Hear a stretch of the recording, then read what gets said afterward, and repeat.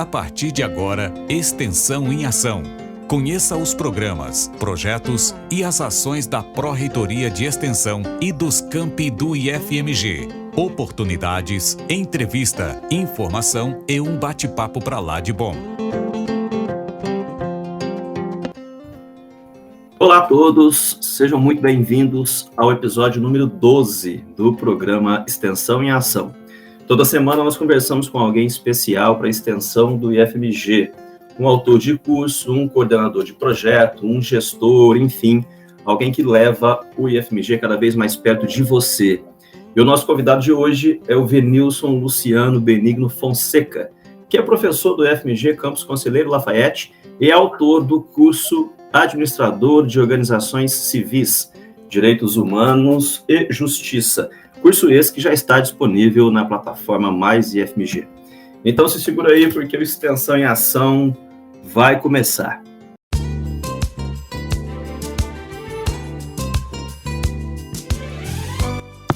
O Venilson é natural lá de Conselheiro Lafayette, Minas Gerais, graduado, mestre e doutor em Geografia pela Universidade Federal de Minas Gerais. Tem experiência também na gestão pública, já tendo ocupado vários cargos de gestor no IFMG, e juntando toda essa extensa formação acadêmica, essa experiência, com seus estudos nas ciências jurídicas, criou um fantástico curso para a plataforma Mais IFMG. Então, professor Venilson, seja muito bem-vindo, tá? É uma honra contar com a sua presença aqui, compartilhando aí um pouquinho dessa sua experiência com os ouvintes da nossa rádio. Como é que você está? Tudo bem? Olá, Nilton. Tranquilo? Estamos aí muito felizes, muito obrigado.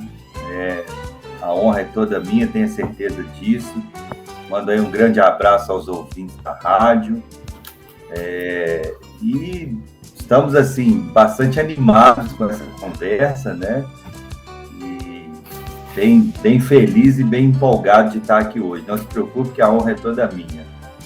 Venilson, eu olhando aqui, né, no seu histórico, você trabalha no IFMG desde 2006, né? Que quando ainda era o Cefet, né? Nós ainda não tínhamos aí o IFMG. Então, isso te torna aí, de certa maneira, uma testemunha, né, ocular do surgimento do IFMG, né? Você já teve uma passagem pelo Campus Ouro Preto, onde você ocupou aí diversas posições de gestão, como eu disse há pouco na apresentação. Enfim, eu estou dizendo isso para falar que você é bastante conhecido aí pelos seus pares na instituição, principalmente pela sua atuação e competência profissional. Mas a gente gosta de usar desse espaço aqui na rádio até como uma ferramenta de aproximação, né, de humanização entre as pessoas que fazem o IFMG acontecer. Então, antes da gente falar dessa sua trajetória na instituição, eu queria pedir para que você compartilhasse um pouquinho com a gente aí da sua trajetória de vida, né? Como é que se deu essa sua escolha pela faculdade de Geografia, a sua escolha pela docência, pelo magistério, enfim, como é que foi esse trajeto todo até a sua chegada na rede federal? Nilton, são perguntas aí que a gente gastaria mais de 2 cafés e um pão de queijo, né, para conversar. Mas, enfim, eu sou nascido e criado em Lafayette, né, como já foi dito aí, então eu sou oriundo da escola pública, sabe, Nilton? A minha vida toda de estudos foi em escola pública. Eu, por exemplo, no ensino médio, antigamente, nós tínhamos o chamado ensino médio normal, regular, que era o científico, e tinha o curso técnico, que a gente fazia, que era equivalente ao ensino médio. Pois bem, eu sou um desses egressos, né? Eu fiz técnico em contabilidade numa escola estadual aqui da minha cidade. Pra você ter uma ideia, Nilton, na época, a minha família é de lavradores, né? Papai sempre lidou com roça, minha mãe também. Então, a gente não tinha muita perspectiva de estudo, não. A ideia para a gente era sempre trabalho. A gente procurava sempre pensar o estudo muito vinculado ao trabalho. Então, quando eu fui para o ensino médio, eu sequer sabia o que era um vestibular. Eu achava que vestibular era um curso que você fazia depois do ensino médio. Então, você concluía o ensino médio, depois você fazia o curso de vestibular e depois ia para a faculdade. Então, isso tudo era muito distante para mim. Tanto é que eu fiz a opção por fazer o curso técnico em contabilidade e não o chamado científico, porque a minha perspectiva de estudo era parar ali, né? E eu fiz isso, me formei lá em 94, aí a gente já entrega a idade, né?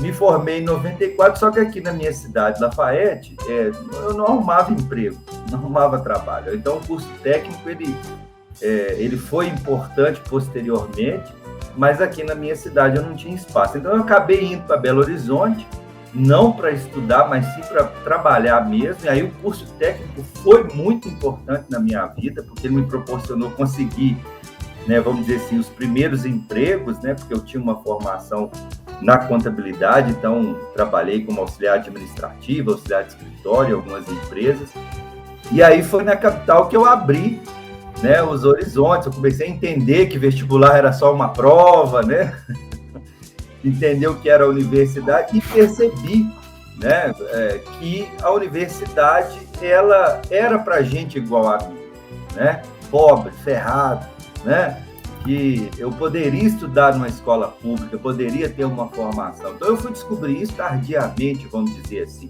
né? E aí, em Belo Horizonte, abre, né, um caipira aqui perdido em Belo Horizonte, aí seus horizontes, né, para fazer aí brincadeira com o Belo Horizonte, eu tive meus horizontes expandidos. E foi aí que eu comecei, de fato. Aí eu fiz um cursinho, né? Uma vida muito difícil, porque trabalhava durante o dia para pagar o cursinho pré-vestibular à noite, enfim. E foi um professor do meu cursinho que eu estava na dúvida entre engenharia de Minas, geologia e geografia, né? Essa era o meu espectro, assim, para cursar. E aí, conversando com o meu professor de geografia, ele falou: olha, o curso de geografia, a vantagem dele é que você acaba tendo interfaces, né, com a chamada área física e também a área humana. Então, isso é muito bacana. Me falou dos trabalhos de campo que a gente fazia em Diamantina e tal. Aí eu empolguei, né? Falei, é por esse lado que eu vou. Mas também não tinha uma ideia do que seria uma licenciatura, né? Então, eu fui aprovado no vestibular em 96, comecei o curso em 97, o curso noturno também. E aí que eu fui me apaixonar, digamos assim, pela licenciatura, fazendo o curso de geografia. E aí a minha trajetória foi toda voltada para isso, né? Eu acabei largando o trabalho, aí fui me envolver com iniciação científica, extensão, enfim, e continuei a minha trajetória acadêmica depois do mestrado e no doutorado. E aí eu comecei como docente em 99, né? Também já tem um bocadinho de tempo. Trabalhei em escola particular, fui professor do Estado, né, também concursado em 2005. Aí, para resumir o assunto, né, eu cheguei a trabalhar numa faculdade particular aqui em Lafayette, na FASAR, coordenando o curso de Geografia. Em 2006, teve o concurso, né, para professor do Cefet, que eu também conhecia muito pouco, né, porque era uma escola técnica, né, antes de ser Cefet. Ouro Preto era uma escola técnica, né? Então, a gente que é da área de humanas, vamos dizer assim, não costuma ter muito espaço, né? Não tinha muito espaço em escolas técnicas e tudo mais. Mas, enfim, fui fazer, consegui a aprovação, cheguei lá em 2006, em outubro, e a gente já estava... Ouro Preto é curioso, porque ele tinha se tornado Cefet há pouco mais de 4 anos, mas já estava um burburinho, né, que a gente iria se transformar talvez numa outra instituição, que lá naquela época era chamada de IFET, né, o nome que as pessoas davam era IFET. E eu cheio de energia, né, cara, tinha acabado de chegar e tal, querendo fazer as coisas, né, porque é uma escola pública de referência, né, hoje o Instituto Federal, mas antes do Cefet, é uma coisa completamente diferente, vamos dizer assim, do padrão das escolas públicas estaduais, por exemplo, municipais e tal. Então, aquilo para mim foi um impacto extremamente positivo. E aí, tudo que tinha para fazer, eu pegava e fazia, ia embora, vamos lá, vamos trabalhar, vamos fazer. E eu participei ativamente da construção do projeto que deu origem ao IFMG, né? Então, na época, era o campus Ouro Preto, tinha uma unidade descentralizada, era chamada de UNED, em Congonhas, tá? E o projeto inicial era juntar Ouro Preto, São João Evangelista e Bambuí. Tá? Eram essas instituições que queriam formar aí o chamado IFET Centro Minas, era o nome que estava sendo dado na época. Mas depois, por questões diversas, né, políticas, enfim, lá no Ministério da Educação, o campus Bambuí e o campus São João Evangelista saíram desse projeto inicial e foram compor o projeto do Instituto Federal do Sul de Minas. E aí Ouro Preto ficou sozinho, vamos dizer assim, junto com a UNED em Congonhas.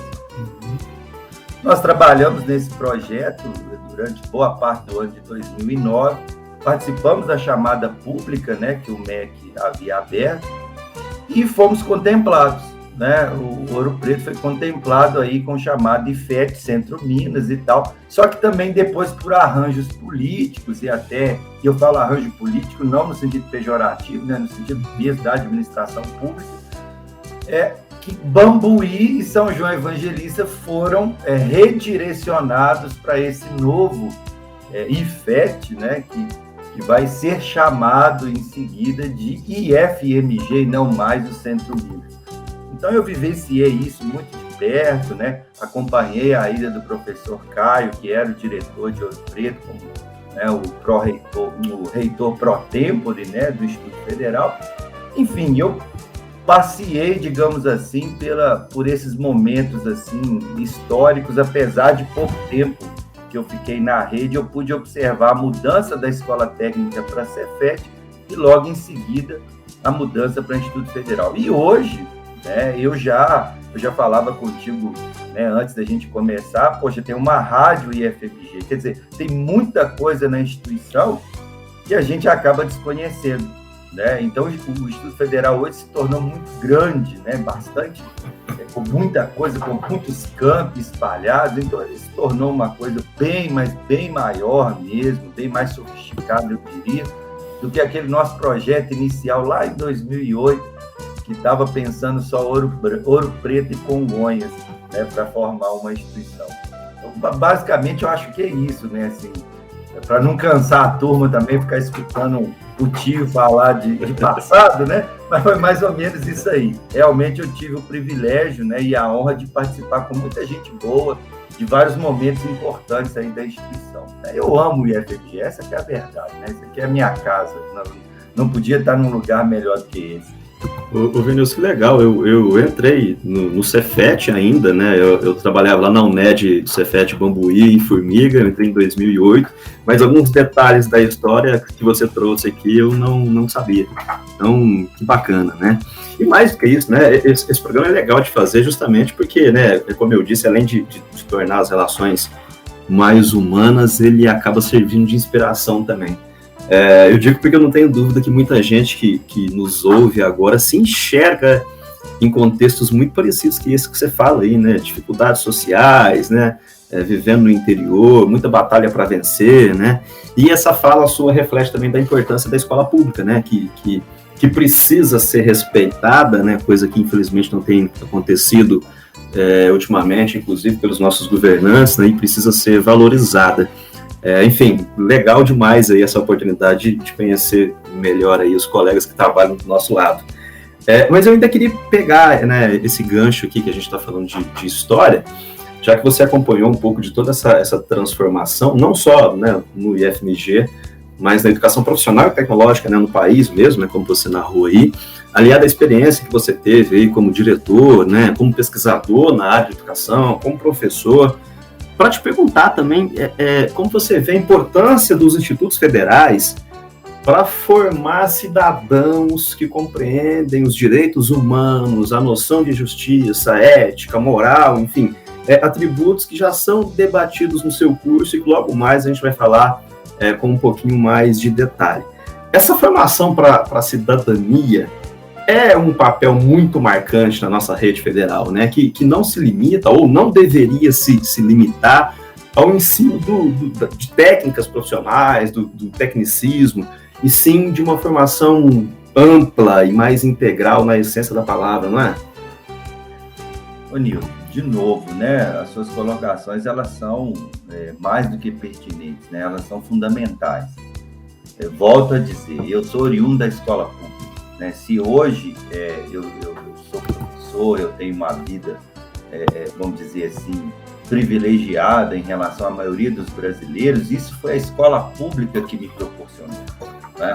Então, foi a primeira escola pública estadual que me deu o curso técnico, que proporcionou eu dar o primeiro passo, né, na atividade profissional, e que depois a universidade pública é que me proporcionou ascender a um curso superior, né? Volto a dizer, minha família de lavradores, eu fui o primeiro, né? Se dos irmãos ainda sou o único, mas fui o primeiro da minha família a ter um curso superior. Falar mestrado e doutorado, então, isso aí né, não dá nem para falar que a gente vai chorar, né? Então, veja, e esse papel, o papel da escola pública, no geral, ele muda a vida das pessoas. Eu sou exemplo vivo, né? Eu não admito ninguém falar mal de escola pública perto de mim. Abro um parênteses, é diferente de críticas à escola pública. Essas coisas precisam ser feitas sempre, né? Fecha parênteses. Mas eu não admito que se fale mal da escola pública, porque a maioria das pessoas que falam mal do ensino público, ou é porque nunca precisou, ou porque está mal intencionado. Não tem, sabe? Não tem meio termo. Então, eu sou o exemplo vivo do papel transformador que a educação pública pode fazer na vida do ser humano. Aí, quando a gente chega nos institutos federais, nos antigos Cefetes, escolas técnicas, eu digo a você, se nós tivéssemos um campus em cada município desse Brasil, com pelo menos 30, 40 mil habitantes, né? Também não dá para a gente botar uma estrutura dessa em todos os municípios brasileiros, enfim. Mas se a gente alocasse aí micro-regiões, por exemplo, de 50, 60 mil habitantes pelo Brasil afora, e colocasse um campus em cada uma dessas micro-regiões, o Nilton, o Brasil era outro. Sem dúvida. O Brasil era outro. Porque não só numa formação técnica, tecnológica, de desenvolvimento mesmo para a ciência, mas uma formação humanística. E a formação humanística é o que constrói o cidadão, né? A gente precisa entender a lógica do ensino médio integrado. Muitas pessoas, inclusive até profissionais, colegas nossos que estão nos institutos, às vezes desconhecem o que significa a formação integrada, né? Nós não estamos falando de um ensino médio e nem de um ensino técnico. Nós estamos falando da formação média integrada à formação técnica. Ou seja, não dá para separar, né? Então, você vai formar um trabalhador extremamente qualificado para o mercado de trabalho, porque isso também é fundamental, nós não podemos abrir mão disso, não podemos ser levianos de achar que a formação técnica é alienante. Não é por aí também, tem que ter cuidado com essas coisas. Mas também não podemos achar que a nossa vocação é meramente formar um trabalhador. Porque antes de ser trabalhador, o sujeito é um ser humano, né? E o ser humano tem outras dimensões que não é só o trabalho. Ele tem a dimensão do lazer, ele tem a dimensão da vida, né? Da paixão, do amor, da saudade, enfim, das artes. Então, do cidadão, inclusive, do ser político que todos nós somos. Então, quando você tem uma estrutura como essa, dos institutos federais, que proporciona a um jovem, muitas vezes um jovem carente, né? Carente em termos econômicos, mas de carências afetivas, também isso acontece nos nossos institutos, quando você tem a presença desse campus lá, esse aluno que acaba de chegar, e ele vivencia uma formação técnica, integrada a uma formação humana de vida, dos conteúdos básicos, ele sai dali extremamente preparado, tanto para prosseguir a carreira dele, né, no próprio IFMG, se ele quiser, no curso superior, né, mas vamos dizer assim, nas universidades, mas também ele sai com uma formação, uma visão mais ampla, mais política, mais cidadã, que permite a ele, inclusive, não deixar que os maus políticos, vamos dizer assim, prevaleçam nesse nosso país. Porque o que a gente viu aí nos últimos anos e vê até hoje é uma deturpação da política, né? A gente vê uma execração da política como se ela fosse a razão de todos os males.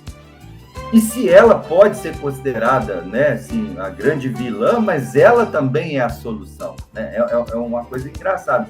A gente não vai ter uma pessoa, um ser, um Messias iluminado, né, que vai resolver os problemas da nação, que vai conduzir a nação para o melhor caminho. Não funciona assim, né? O que funciona é o diálogo, é a democracia. Então a gente só consegue isso através da política.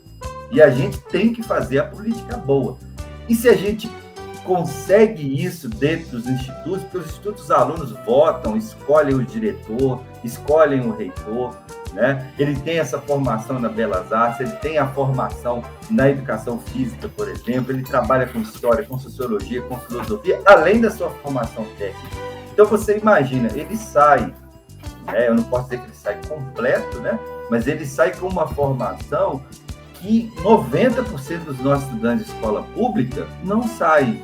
Eu tenho, né, conhecidos que atuam na escola pública estadual e municipal. Os estudantes chegam, por exemplo, no 9º ano do ensino fundamental, eles não conseguem entender, por exemplo, o que é o poder legislativo. Eles não sabem, né? Eles não sabem o que faz um deputado, eles não entendem o que é um Senado Federal, né? São questões assim, que são basilares, né? Não no sentido de ficar decorando as coisas, mas entender qual o papel de cada um. Eles não sabem, por exemplo, que eles são sujeitos de direito, né? Eles não entendem isso. Eles acham que quando eles conseguem alguma coisa, eles muitas vezes entendem que isso é um favor, né? Que ele, eu tô aqui merendando na escola, né? Puxa vida, como que é legal esse governador, enfim, ou esse prefeito, ou esse presidente, não importa. Ele muitas vezes não tem a dimensão que aquilo é um direito dele, né? Um direito garantido pela Constituição. O Estado é obrigado a fazer. O Estado só está fazendo aquilo que é a sua obrigação, né? E aí, nos institutos federais, não. Nossos alunos, né, ou ex-alunos, vamos dizer assim, eles saem daqui, saem dos nossos campos com uma formação bem mais avançada, eu diria, do que uma escola, mesmo particular, né? Uma escola particular ou pública aí, mais tradicional. Então, eu não sei se respondi, Newton, mas eu sou um sonhador. Então, eu repito e bato na mesma tecla. Se nós tivéssemos um campus de Instituto Federal em cada micro-região brasileira de 50, 60 mil habitantes, em 20 anos, porque a educação é demorada, não é da noite para o dia, por isso que o governante não gosta de fazer, porque o mandato dura 4, né? Em 20 anos, o Brasil daria um salto, né? Um salto não somente no desenvolvimento econômico, mas um salto assim, de qualidade de vida, de formação das pessoas, absurdo, absurdo. Quem sabe a gente pode ainda conseguir isso, vamos dizer assim, na nossa vida aqui, né? Pelo Brasil. Espero que a gente veja isso acontecer, né? Concordo muito com o que você disse. Você respondeu sim, respondeu muito bem. E quando eu te apresentei, eu queria ter te feito uma pergunta e acabei me esquecendo, que é de curiosidade mesmo. Você tinha começado a graduação em Direito, você continua fazendo o curso? Sim. Eu estou agora indo para o 7º período de Direito, né? Comecei aqui na Faculdade de Direito de Lafayette, mas passei aí num processo de transferência para a Universidade Federal de Ouro Preto. E aí eu saio de Ouro Preto, mas Ouro Preto não sai de mim, né? Então, aí agora, a partir de fevereiro, eu estarei de volta, vamos dizer assim, à cidade de Ouro Preto, mas como aluno lá da UFOP. Então, eu estou quase aí caminhando para me formar. Quase caminhando, não. Estou caminhando para a minha formatura. Já passei mais da metade do curso e estou gostando bastante, né? Cara, eu sou um sujeito inquieto, sabe? Não consigo ficar parado. Né? Oh, que bacana, cara. Eu fiz recentemente a graduação em Direito também. Me formei agora, no meio do ano agora, de 2021. Inclusive, quando você fez a proposta do curso lá, eu fiquei muito contente. Falei, nossa, esse curso precisa passar. E eu até lembro, não sei se você vai se lembrar, que a gente trocou, acho que e-mail numa ocasião. Você me falou assim, eu não sei se esse curso vai se encaixar, não sei nem que nome dar a ele e tal. Falei, gente, como é que eu incentivo o Venilson a não desistir? Porque esse curso tem que estar lá, né? A gente já tem aí, né, uma certa uma certa preocupação a esses temas, né? Mas ao debater isso com mais profundidade na graduação em Direito, você acaba ficando ainda mais sensível a essas questões, né? Então, por isso que realmente o seu curso, eu acho que ele é e será muito importante dentro da nossa plataforma. Mas já agora entrando um pouquinho, então, né, no seu curso propriamente, não apenas o artigo 5º da nossa Constituição, mas ele, em especial, ele é de extrema importância, né, justamente porque ele exemplifica aí as nossas garantias e os nossos direitos fundamentais. Salvo engano, esse artigo sozinho traz aí consigo 78, acho que são 78 incisos, né? E junto a esses incisos aí, vários parágrafos, alíneas, enfim, que tratam aí de temas relacionados a essas garantias, né? Então, todo cidadão, como você falou, ele precisa conhecer, né, os seus direitos essenciais. E o seu livro, eu li seu livro, ele começa com uma contextualização muito importante, esclarecendo que os direitos eles não surgem ao acaso, como você acabou de falar aí, né? Ao contrário, na maioria das vezes, esses direitos eles são fruto de muita luta, né? De contextos aí históricos, de sacrifícios diversos, enfim. E lá nas considerações finais do livro, você usou uma outra expressão, né, que me marcou também, quando você diz lá que os direitos humanos eles não nos são dados por almas bondosas, né? Então eu queria aproveitar e pedir para que você contasse um pouco aí para o público que nos ouve da importância dessas conquistas, né, da representatividade que tem, né, a nossa Constituição Cidadã, e também para que você aproveitasse para falar um pouco aí da relação que nós temos hoje no Brasil, né, com movimentos, com lutas, enfim, com tratados, com coisas que aconteceram também em outros países. Nilton, a história, vamos dizer assim, dos direitos, né, dos direitos e garantias fundamentais, ela é muito longa, né, e aí você já é meu colega e jurídico também, né, sabe muito bem disso, aliás, sabe até melhor do que eu toda essa trajetória. Mas o que o público aí precisa entender, de um modo geral, até porque o material que eu deixei, que eu escrevi lá na plataforma, é um material bem básico, né?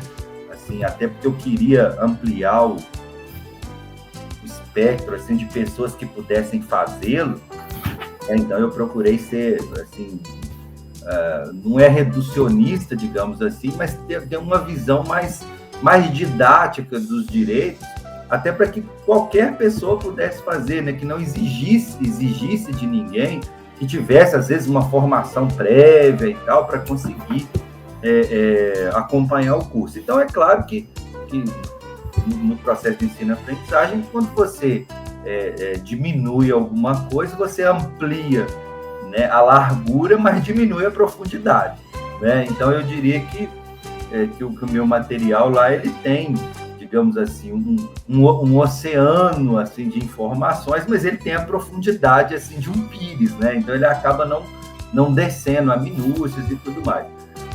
E da mesma forma aqui, nessa conversa hoje, a gente não pode também ficar perdido em termos muito técnicos e tal, senão as pessoas não conseguem compreender. Não consegue compreender porque, obviamente, precisa de um investimento em leitura e tudo mais. E, claro, qualquer um investindo em leitura vai entender, né? Não se trata de uma questão cognitiva, se trata de uma questão meramente temporal. Tá? Então, basicamente, para que os nossos aí ouvintes consigam entender de maneira rápida e direta. Quando a gente fala em direitos e garantias fundamentais, nós estamos pensando num Estado que te oprime ou que possa vir a te oprimir. Essa é a premissa básica. Quando a gente pensa que a gente se organizou, quando eu falo a gente, né, a humanidade de um modo geral, quando a gente se organizou para criar formas de convívio social, né, várias foram as questões que surgiram, né? Mas como é que vai ser? A gente vai poder fazer o que a gente quer, a hora que a gente quiser, como que vai ser? Então, a ideia básica foi da seguinte maneira: nós vamos criar regras, né, para que todos nós sigamos e que isso vai ser em benefício coletivo. Mas se todos nós seguirmos determinadas regras, o benefício vai ser muito maior do que as perdas, por exemplo, que nós teríamos no sentido aí da perda, por exemplo, de uma certa individualidade, né?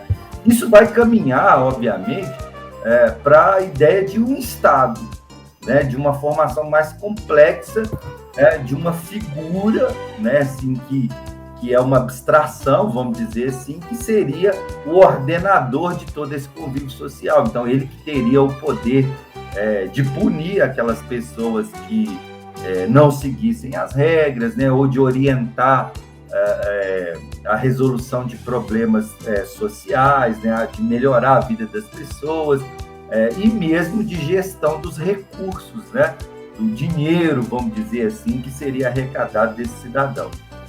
Aí, quando a gente pensa no Estado, a gente precisa pensar na organização dele também, ou seja, como é que esse Estado vai se organizar? Ele vai ser uma monarquia, nós vamos ter lá um rei que vai dizer como que as coisas vão funcionar, e todo mundo vai seguir. Então, o rei ele faz a lei, ele aplica a lei, ele executa obras, né? Enfim, no primeiro momento, né, principalmente aí na Europa, na Inglaterra, na França e tal, eram os chamados estados absolutistas, que era muito assim, né? Então, mal comparando, o monarca, ele seria o legislativo, o executivo e o judiciário, ele seria tudo. Então, o rei, o monarca, ele poderia criar uma lei hoje e revogar a lei amanhã, ele poderia condenar uma pessoa hoje e outra na semana que vem ele poderia absolver.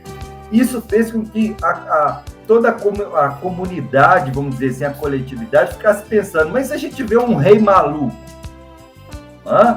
e se esse rei for doido, né, vamos dizer assim, e resolver botar fogo na cidade, falar que agora a lei é essa, como é que a gente vai fazer? Ele é que manda, né? Então, a ideia de direitos, a ideia de uma legislação, de uma lei, vai nesse sentido. Olha, nós precisamos proteger a coletividade, inclusive daquele que seria responsável por mantê-la, né? Então, aí começa a se pensar em direitos que estariam acima do Estado, direitos que estariam acima dos governantes. Então, todos se submeteriam às regras, inclusive os seus gestores, sejam eles, por exemplo, monarcas, ou mesmo o que a gente vai perceber aí a partir do século XVIII, principalmente nas chamadas democracias, né, onde a coletividade vai eleger aquele que vai nos guiar, vamos dizer assim. Então, uma ideia de direito, né, dos direitos e garantias fundamentais, parte do pressuposto que o cidadão e, consequentemente, a coletividade precisa sempre estar protegidas em relação a esse Estado, que pode se tornar um Estado abusador na figura de um governante, né? Então, a única coisa, Nilton, que nos protege de um Estado ou de um determinado governante, ditador ou projeto de monarca é a lei, é o direito que nós temos. Tá? Então, por isso que a Constituição brasileira ela é muito clara, você já citou aí o artigo 5º, quando se fala das garantias individuais e coletivas, é para impedir, por exemplo, que um maluco qualquer que assuma a presidência, vamos dizer assim, ou a presidência do STF, e comece a impor para as pessoas coisas, obrigações que elas não teriam que fazer, né? Então, proteger os direitos e garantias fundamentais é proteger a nossa própria vida, essa que é a verdade. E aí, como você citou, os direitos não foram dados por esse Estado, né? Não foi um governante gente boa, não foi o rei Salomão, na sua sabedoria, que concedeu direitos aí para as pessoas, não, foi resultado de muita luta, muita batalha, principalmente para aqueles que se sentiam ainda mais oprimidos, né, por um Estado. Então, não é à toa que no final, por exemplo, da Segunda Guerra Mundial, logo que ela terminou, e nós tivemos notícia de todas aquelas atrocidades cometidas, não só por eles, mas em especial pelos nazistas na Alemanha, mas também, né, o governo fascista na Itália, na Espanha, e também em algumas, e aí mais posteriormente, claro, mas em algumas prisões aí soviéticas, né, onde esse pensamento de uma proteção ao ser humano ficam esquecidas. Então, todo mundo sabe, ou pelo menos deveria saber e se lembrar disso sempre, né, que o povo judeu ele foi massacrado de todas as formas possíveis e inimagináveis, em câmeras de gás, em campos de concentração, em mutilações diversas, de forma econômica, de forma social, de forma mental, política, eles foram simplesmente vistos como não humanos, né? E quando, principalmente lá em Auschwitz, né, quando nós, digamos assim, eu falo nós, o Ocidente, vamos dizer assim, os aliados chegam lá, é que perceberam as atrocidades que foram cometidas em nome de um Estado, né? Em nome, por exemplo, de uma ideologia. Então, aí, nesse sentido, é que nós tivemos aí, depois, a promulgação da Declaração Universal dos Direitos do Homem, né? Dos homens, da humanidade, né? Melhor seria.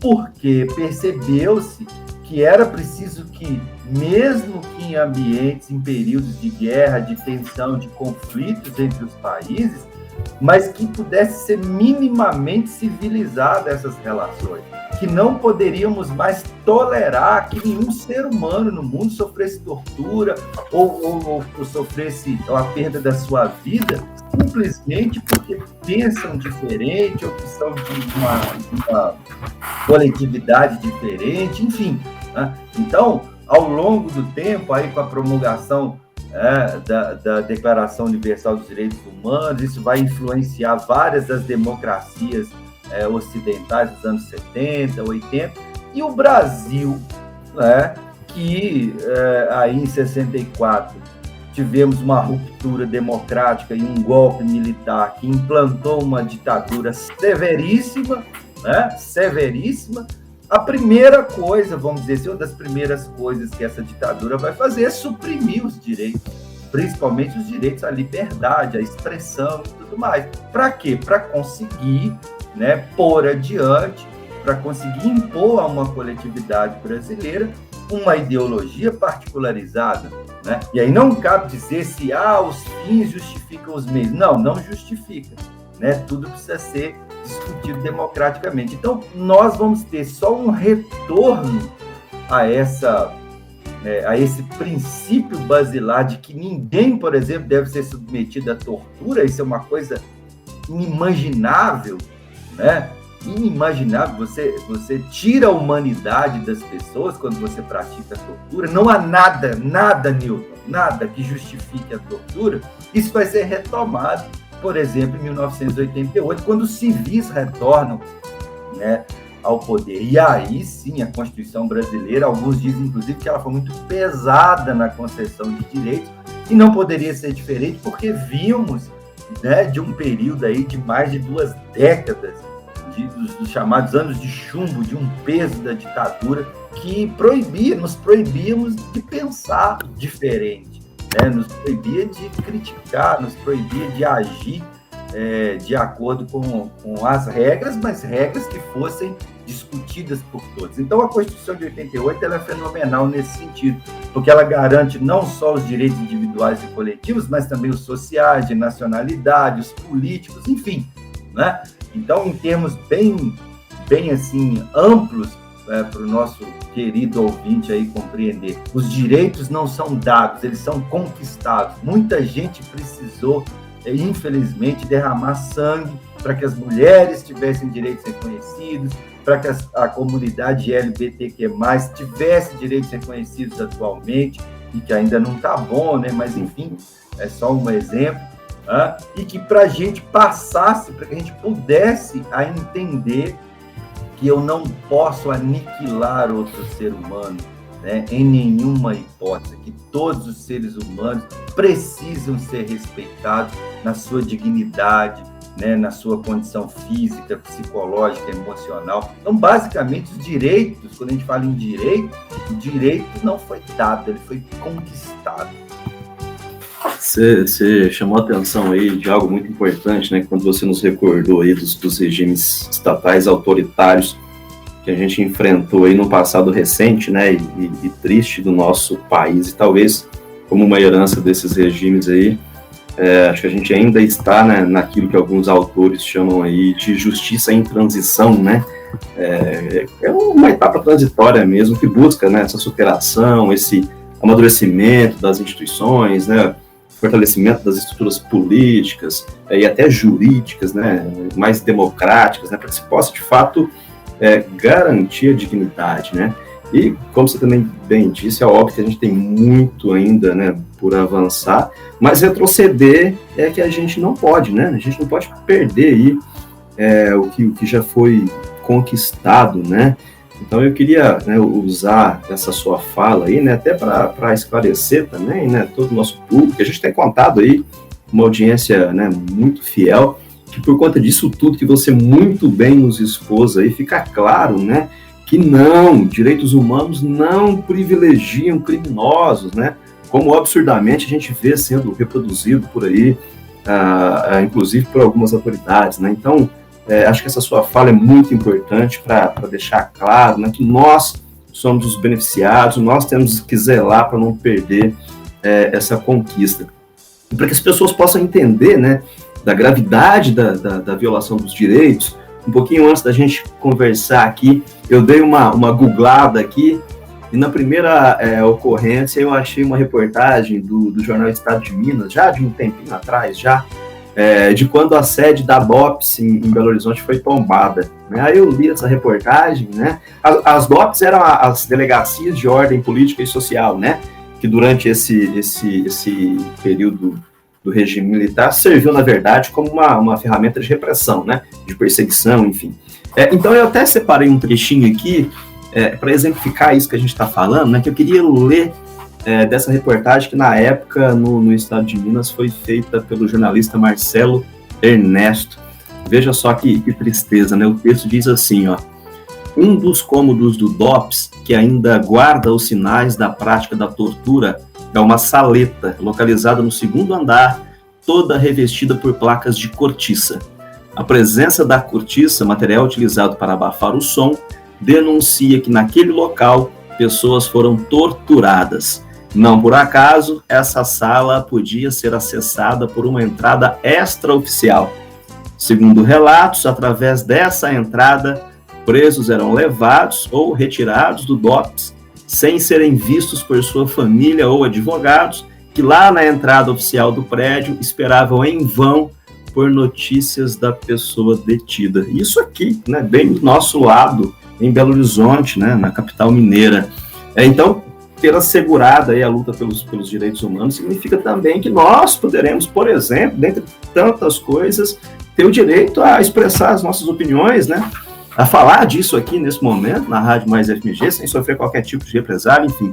Então, indo nesse sentido, né, para a gente aproveitar do seu livro e do curso que você fez, eu queria que você também, né, exemplificasse, né, outras tantas garantias que você ressalta lá no seu material, até para que as pessoas possam visualizar, né, na prática, de fato, da importância e de que tipo de direito a gente está falando. Então, Nilton, eu me emociono muito quando eu ouço, fiquei até arrepiado aí com a sua leitura, porque isso machuca, né, machuca o coração da gente e mais do que isso, machucou muito aqueles que lá foram torturados nesses porões, os chamados porões da ditadura. Então, eu vou dizer para você que está aí me ouvindo, né? Em determinados períodos, eu estou usando a ditadura brasileira, tá? Porque nós somos brasileiros, estamos no Brasil, mas eu poderia usar a ditadura soviética, a ditadura cubana, se vocês quisessem, poderia usar a ditadura da Arábia Saudita, né? Eu poderia usar da Coreia do Norte também, poderia usar o nazismo, o fascismo, enfim, né? Eu poderia usar vários exemplos, mas eu vou falar do Brasil, né? Existia uma lei, não me recordo agora, aliás, ela existe ainda, ela só está em desuso, eu não me recordo agora onde, né, nós vamos encontrar esse dispositivo legal, mas depois os ouvintes podem também dar o Google e encontrar essa lei. Existia uma lei na época da ditadura militar que dizia o seguinte: o Estado poderia entrar na sua casa e te tirar de lá, se ele quisesse, e à força, e você depois poderia entrar na justiça para brigar pela indenização. Em outras palavras, você está bem aí na sua casa, você que está me ouvindo, você está aí agora escutando a Rádio FMG, de repente chega, né, um carro aí da Polícia Militar ou do Exército, para na porta da sua casa, arromba a porta e tira você de lá e fala: agora você vai ter que sair daí. Aí você diz, olha, mas eu moro aqui. Não mora mais. Porque agora a sua casa está sendo requisitada pelo governo brasileiro. E simplesmente você saía. Você não tinha o que fazer. Era lei. Então, veja. O policial agiu dentro da lei? Agiu. E se você não concordasse, você estaria agindo o quê? Fora da lei. Você, então, seria um criminoso. Então, é preciso que vocês compreendam o que significa ser criminoso. Porque quem faz a lei é que define o que é crime e o que não é. Então, a gente precisa tomar muito cuidado quando a gente diz que os direitos, né, os direitos humanos defendem bandido, né? Na verdade, defende a todos nós. Seja ele bandido de fato ou não, mas ele defende a todos nós. Porque quem vai dizer se aquilo é crime ou não é o Estado. Então, se você não tiver garantias frente a esse Estado, né, que possa, por exemplo, dizer para você assim, o policial chega e fala, você vai sair de sua casa? Fala, não vou. Né? Não pode, você não pode me tirar daqui, você não pode achar que você pode chegar aqui e sair, porque existe uma Constituição que diz que a residência, o domicílio é inviolável. Né? Então, se você está aí dentro da sua casa agora, ninguém, nem o presidente da República, nem o ministro lá do STF, nem o Venilson, nem o Newton, nem um policial militar que estiver passando pela rua pode simplesmente invadir a sua residência. É inviolável. Tá? A gente também tem que tomar cuidado quando ocorre, por exemplo, uma prisão arbitrária. Gente, para a população, a gente fala população preta e parda desse país, existe um instrumento na polícia que é o reconhecimento facial. Então, existe o seguinte, na delegacia tem um monte de fotografia, sabe, gente? Vocês estão me ouvindo aí, presta atenção, tem um monte de fotografia lá. Então, o sujeito está ali na rua, passa alguém e furta o celular dele. Aí ele procura um policial militar, não sei o que, o policial vira para ele e fala assim, olha, vamos lá na delegacia, para você ver se você reconhece quem te roubou. Gente, a delegacia tem um monte de foto, então o sujeito vai apontando lá para um sujeito preto e pardo e fala assim, foi esse aqui, ó, esse aqui que me furtou. Aí sabe o que a polícia faz? Vai lá e prende o sujeito. Aí você fala, mas não foi ele que furtou? Talvez, pode ser que sim, pode ser que você tenha se enganado, né? E aí, se essa prisão for ilegal, o que acontece? Existe um instrumento chamado habeas corpus. Esse sujeito vai ser libertado, não no sentido de ficar livre do furto, caso ele tenha cometido, mas de garantir que as prisões arbitrárias não ocorram. Agora, muda a situação. Né? Você não teve o celular furtado, mas você é preto ou pardo. E aí você está andando pela rua, de repente para um policial e fala assim, vem comigo, te coloca na viatura, leva para a delegacia e você não está entendendo nada do que está acontecendo. Né? Você estava indo trabalhar ou indo lá para assistir aula do Newton, né? Lá no IFMG. E aí, de repente, alguém lá na delegacia vira e fala assim, olha, foi você, esse sujeito aí que me roubou, que me furtou. E aí você fica preso. Como é que você faz? E como é que você resolve isso? A quem que você vai recorrer? Você vai recorrer aos direitos e garantias fundamentais.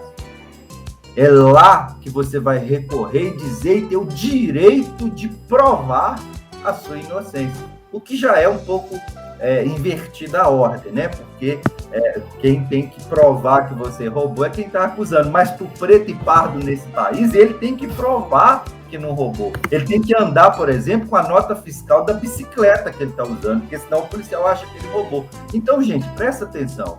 Sem os direitos e garantias fundamentais, principalmente para a população mais pobre, principalmente para uma população discriminada, sem isso, é a barbárie, tá, gente? Então, os direitos e garantias fundamentais vai nos proteger desse Estado autoritário, desse abuso, né? Então, veja só, ninguém pode violar o seu domicílio, né? Se você for preso de maneira arbitrária, você vai ser solto, ser posto em liberdade. E ser posto em liberdade não quer dizer que você está livre do crime que supostamente você cometeu, são coisas diferentes, né? É preciso saber disso. E mais, aí nos comentários desse podcast, enfim, desse programa que nós estamos fazendo aqui, você pode colocar o seu comentário aí, dizendo o seguinte: olha, o professor Venilson não sabe o que está falando, ele está completamente equivocado, o professor Newton não entende como que as coisas funcionam. Você pode ir lá e fazer isso. É seu direito manifestar livremente a sua opinião. E sabe o que garante isso? Os direitos e garantias fundamentais. Porque se não tivéssemos isso, né, muito provavelmente vocês não poderiam ir lá na caixinha de comentário e falar que o professor Venilson está falando besteira, principalmente se eu fosse parte do governo. Né? E aí eu iria falar, não, então agora esse sujeito não pode falar mal de mim. Né? Então eu dei 3 exemplos aqui para vocês, ó. Domicílio inviolável, liberdade de expressão, tá? E também a questão da prisão arbitrária. São 3 exemplos de direitos e garantias fundamentais que vocês têm. Poderia dar mais um que diz respeito exatamente aí aos nossos estudantes. Vocês fazem um vestibular, né, um processo seletivo para entrar no IFMG, porque é muito concorrido. Tá? E isso tem que ser público. Isso tem que ser igual para todos. Então, você vai lá, confere a sua nota, vê quem entrou, você pode questionar o resultado, né? Isso é transparente para todo mundo. Isso é um direito.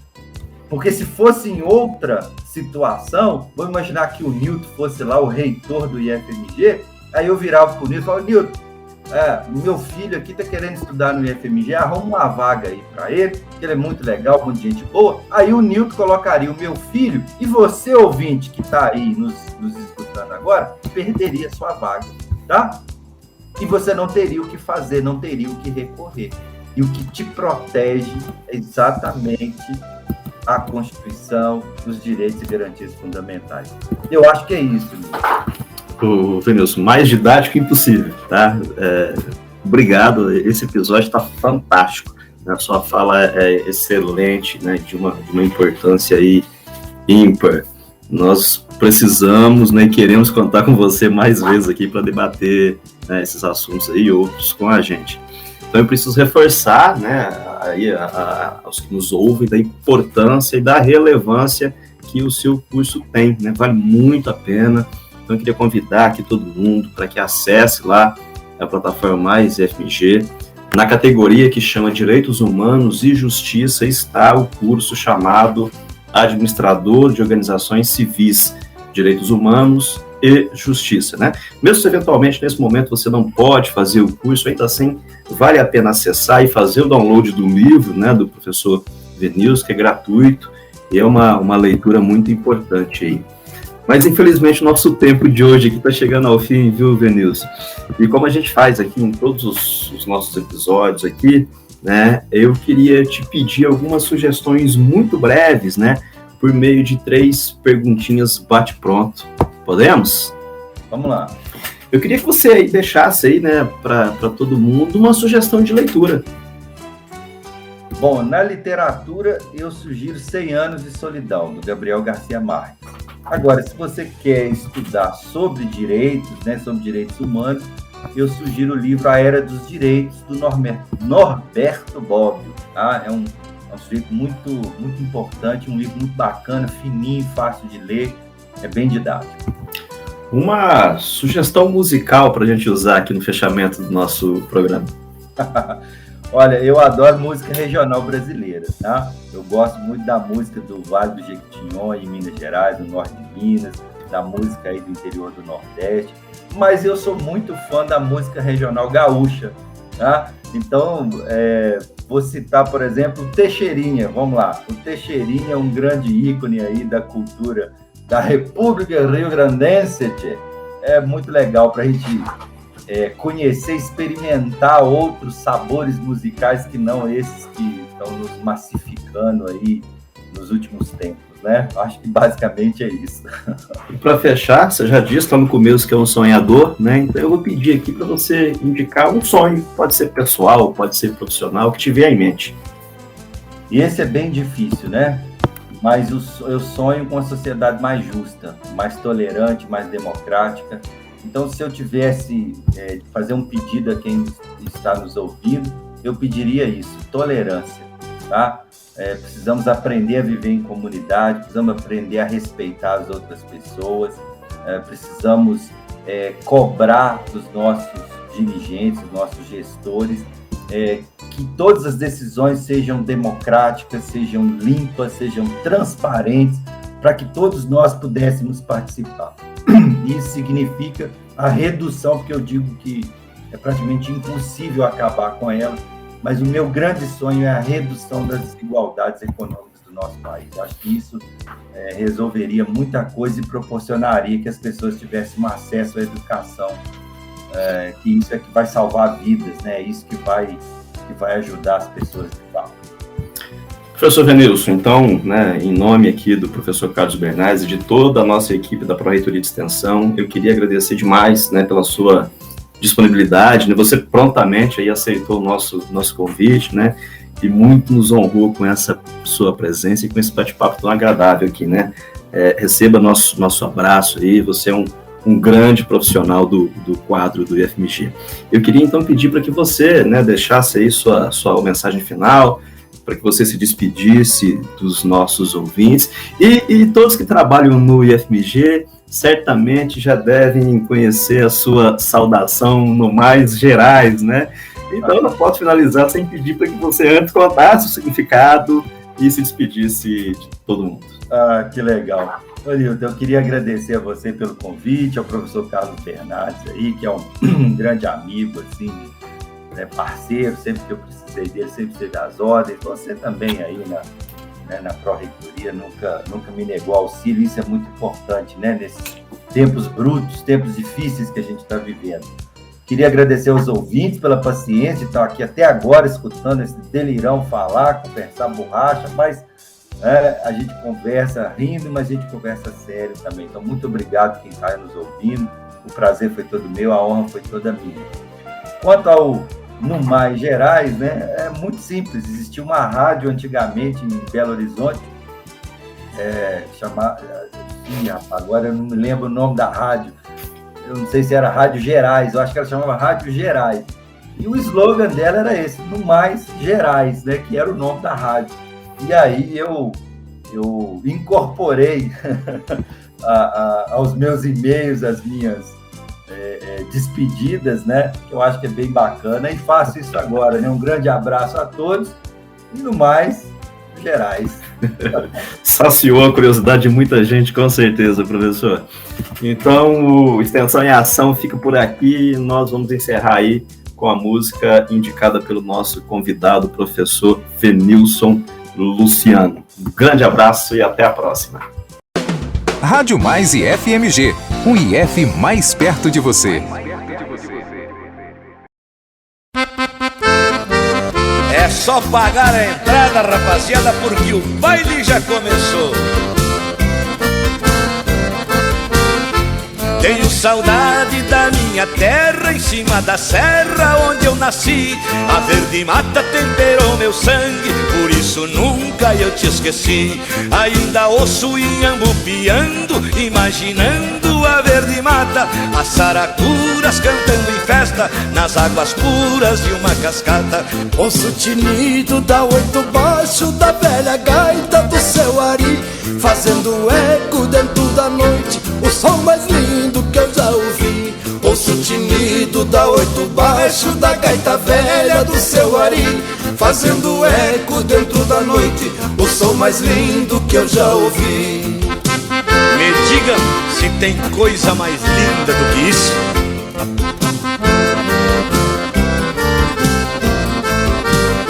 O sol desponta por trás da mata, o dia cresce e a tarde vem, a noite desce, céu estrelado, canta o roceiro lembrando alguém. Um galo canta e outro responde na vizinhança da madrugada. Que coisa linda é amanhecer com a sinfonia da passarada. Ouço o tinido da oito baixo, da gaita velha do seu ari, fazendo eco dentro da noite, o som mais lindo que eu já ouvi. Ouço o tinido da oito baixo, da gaita velha do seu ari, fazendo eco dentro da noite, o som mais lindo que eu já ouvi. A saudade está doendo dentro de mim.